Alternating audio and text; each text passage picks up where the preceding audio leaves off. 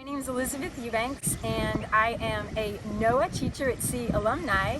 I sailed the David Starr Jordan out of San Diego in 2007, and we studied sharks. I was on a shark research cruise and trying to find my inner explorer. I think I found it in 3 different places in my childhood.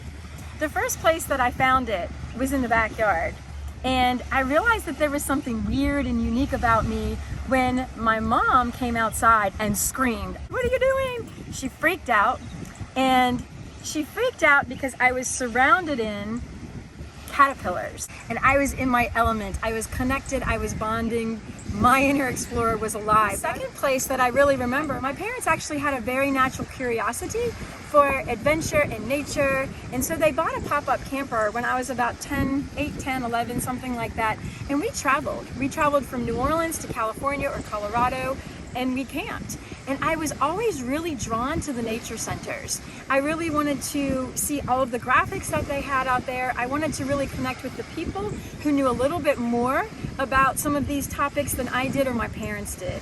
The feeling that it is to touch and hold a possum, and then to learn that it has 5 digits just like I do, and that it has opposable thumbs that it can use, absolutely blew me away as a young girl. The other thing that really hones in on my inner explorer is being raised in New Orleans and eating seafood. You can't help but connect to nature and your inner explorer, and really zoology for me.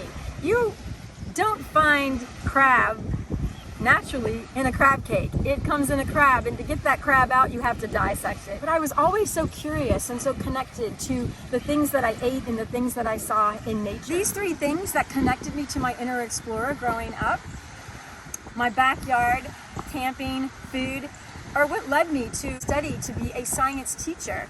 Having this curiosity is also what led me to apply to be a NOAA teacher at sea. It let me amp up my inner explorer. It let me dive in deeper and deeper, being dumped on this vessel with all of these people that have these incredible passions that they were following. I got to explore their inner explorer. And just imagine the Pacific Ocean is lapping in. There's no barriers to keep you on that platform. And we're reeling in sharks. Sharks, giant, massive, blue sharks. And there's 2 scientists on the platform taking every possible measurement that they could. And I'm just standing there trying to learn and take in as much as I possibly can, while the shark is flailing and wrapping its tail around one of the scientists. Meanwhile, the other scientist, Dr. Russ Vetter, is literally petting the ampullae of Lorenzini on the shark's face, trying to calm it down, and you kind of watch the shark settle a little bit. But all I keep thinking is, what about his wife and his children? Like, is he gonna lose a whole hand or his entire body because the shark's not gonna respond to that? Blew me away, absolutely blew me away. And it gave me the tools that I needed for my classroom to take back and help my students find their inner explorer. It gave me a guide and a path that they need to collect data, and they need to be in their environment and finding their inner explorer to collect this data and then communicate their science and learn what they found. Being a NOAA teacher at sea amped up my life in the backyard. It amped up my life going camping. It amped up the dinner table, and it gave me the quest of how to be the best teacher that I can possibly be with my students. It also led me into tons of other teacher-researcher expeditions, if you will. And I found myself on the shores of Barrow, Alaska with Polar Trek. I found myself in Costa Rica with my PI from Polar Trek.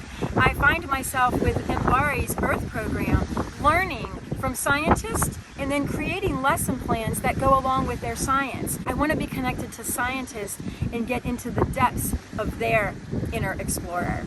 One of the other things about the inner explorer for me is I love to find other people's inner explorers. So as I take my students out to places like Bruce Beach and Pensacola, Florida, I'm trying to create an LTER, long-term environmental research project for the students at Dixon School of Arts and Sciences. I would love for them, K through 8th grade, to study this area for the next 10 years. I'm so excited to see where their inner explorer is going to take them. So my inner explorer wants to see your inner explorer. Dun dun dun. So, where is your inner explorer going today? Because mine's heading out there.